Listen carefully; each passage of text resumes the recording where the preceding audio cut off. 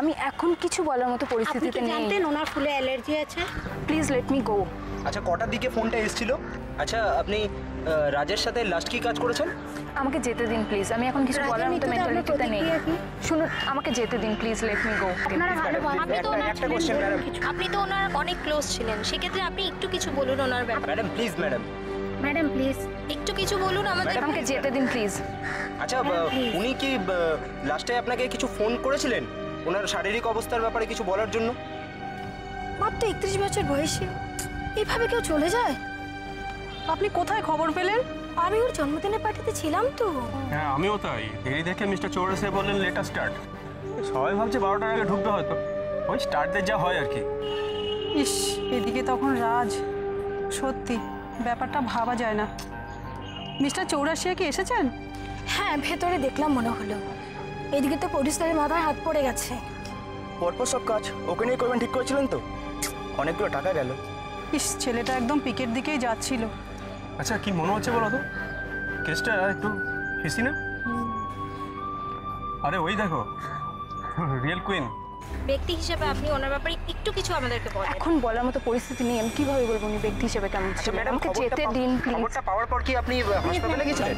Queen কেন? Queen B বলো। Please madam, আপনার প্লিজ একটু সাইড দিন, প্লিজ প্লিজ আসুন দিন। সুজাতা এসব কি করে হলো বলুন? সব পরে বলবো, আপনি কি ভেতরে চলুন। ওদের বাড়ির লোকজন সবাই এসেছে? হ্যাঁ এসেছে, আসুন। সুজয়দা এসব কি করে হলো বলো তো? তুমি কোথায় ছিলে? ম্যাডাম আমার নিজের মাথা দিয়ে কিছু আসছে না যে এসব কি করে হলো। শুটিং শেষ করে দাদা বললো পার্টিতে যাবে, সেই জন্য একটু ফ্রেশ হবে বলে বাড়িতে এলো। আমি নিচে গাড়িতেই ছিলাম, দেরি হচ্ছে দেখে আমি ওর ওপরে গেলাম, বেল বাজালাম।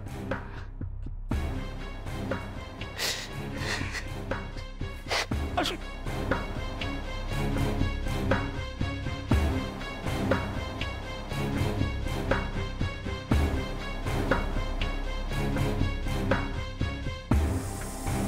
তাহলে তাহলে কি দাঁড়াচ্ছে? মলে আমি রাজকে বলতে শুনেছিলাম কালকে একটা ছোট পার্টি আছে, kind of pre birthday celebration, আর তারপরে সকাল সকাল মায়ের কাছে। তার মানে শুটিং সেরে পার্টিতে যাবার জন্যে তৈরি হতে বাড়ি ফিরেছিল। অনেক দেরি দেখে সেক্রেটারি ওপরে গেল। দরজাটা খুলতে গিয়ে দেখি খুলতে পারছি না, ঘরটা পুরো ফুলের বুকেতে ভরা। কোনো মতে আমি গিয়ে দেখি। কি দেখলেন? দাদা অজ্ঞান হয়ে পড়ে আছে।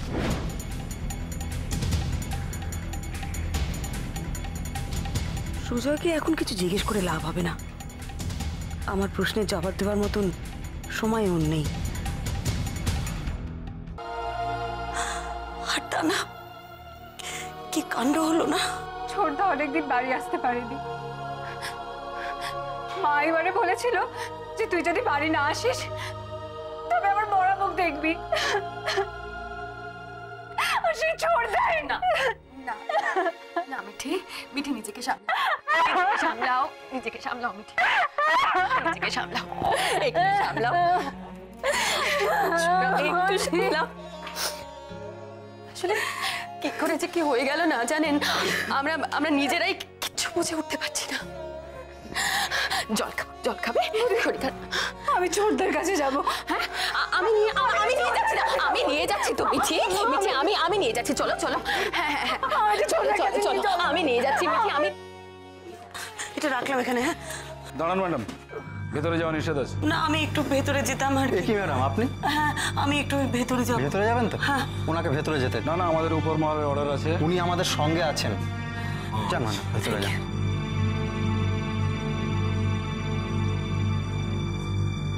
রাজ একটাও কথা শুনলো না, একটাও। ওকে বারবার করে বললাম, তুমি তো ছিলে সুনন্দা, তুমি তো জানো। আমি ওকে বারবার করে বললাম যে তুমি একা যেও না, আমি যাচ্ছি তোমার সাথে। শুনলো না। আমি বললাম যে তুমি রেডি হও, আমি যাচ্ছি তোমার সাথে ফ্ল্যাটে। আমি থাকলে এরকম হতো বলো? আমি থাকলে এরকম হতো? আমি থাকলে এরকম হতো না এরকম।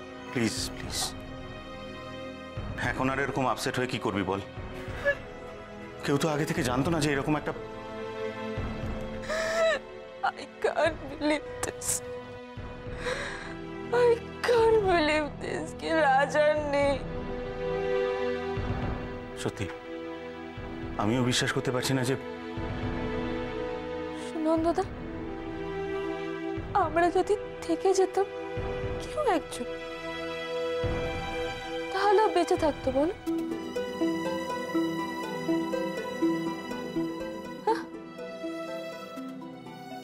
তুই এখনো এসব কথা ভেবে ভেবে। আমরা কেউ যদি থাকতাম, কেন আমরা সবাই চলে গেল? কেন কেন চলে গেল? প্লিজ তুই চ আমার সঙ্গে নিচে চ। এরকম করিস না। কেন থাকলাম না সাথে? এরকম করিস না, এটা জাস্ট একটা অ্যাক্সিডেন্ট, তুই বুঝতে পারছিস না? হ্যাঁ, আমি এক্ষুনি নিচে আসছি। সুজাবাবু, আপনার সাথে একটু কথা ছিল আমার। আপনি প্রেস? এখানে তো প্রেসকে অ্যালাউ করা না না হয়নি। না না, আমি প্রেস নই, আমি প্রেস থেকে নই। আমি আমি পরমা মিত্র। পরমা মিত্র? কোন পরমা মিত্র বলুন তো? আমি প্রাইভেট ইনভেস্টিগেটর পরমা মিত্র।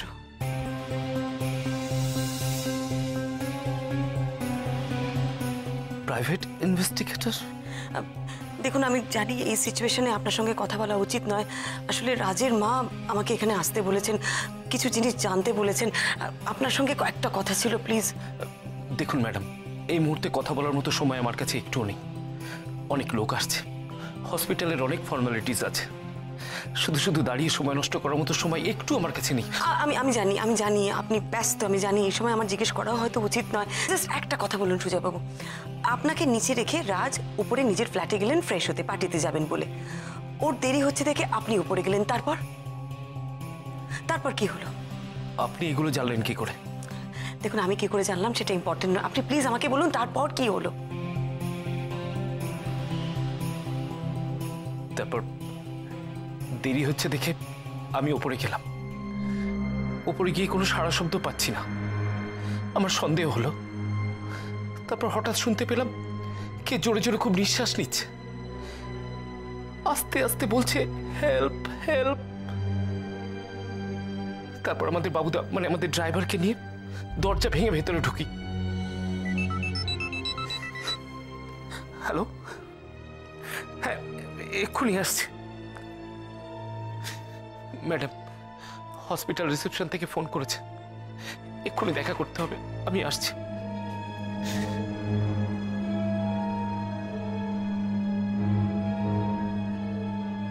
বলার আর কিছুই নেই। প্লিজ এই সময় আমাকে আর কিছু বলতে বলবেন না। একসঙ্গে অনেক কাজ করেছি, অনেক ছোট ছিল আমার থেকে। খবরটা পেয়ে আর। আপনারা শুনলেন অভিনেত্রী সুজাতা সোমের কথা। রাজের এই অকাল মৃত্যুতে পুরো ফিল্ম ইন্ডাস্ট্রিতে নেমে পড়েছে শোকের। মানে সমস্ত ব্যাপারটা বন্ধ হলো। দেখুন, আপনাদের কোনো কোয়েশ্চেনের উত্তরই আমি এখন দিতে রাজি নই। সো প্লিজ আমায় ডিস্টার্ব করবেন না। ম্যাডাম, আপনি আর রাজ তো একসময় খুব ঘনিষ্ঠ ছিলেন। আপনাদের মধ্যে কি সেই সম্পর্কটা আর ছিল না? আপনাদের অনেকদিন কোনো ছবিতে একসঙ্গে কাজ করতেও দেখা যায় না। আই থিঙ্ক এই কোয়েশ্চেনটা করার বোধহয় সঠিক সময় এটা নয়। ম্যাডাম, So, প্লিজ ওনার কাজ সম্পর্কে যদি কিছু বলেন। দেখুন, ওনার কাজ সম্পর্কে তো নতুন করে আমার কিছু বলার নেই। আপনারা প্রত্যেকেই দেখেছেন যে ও কতটা। চল। সো আমি আর নতুন করে কি বলবো। আচ্ছা, ডমরুকে? ডমরু দাদার খাস লোক, দাদার চাকর ছিল। সে কোথায়? দাদা ওকে কাল সকালেই তাড়িয়ে দিয়েছে। তাড়িয়ে দিয়েছে? কেন?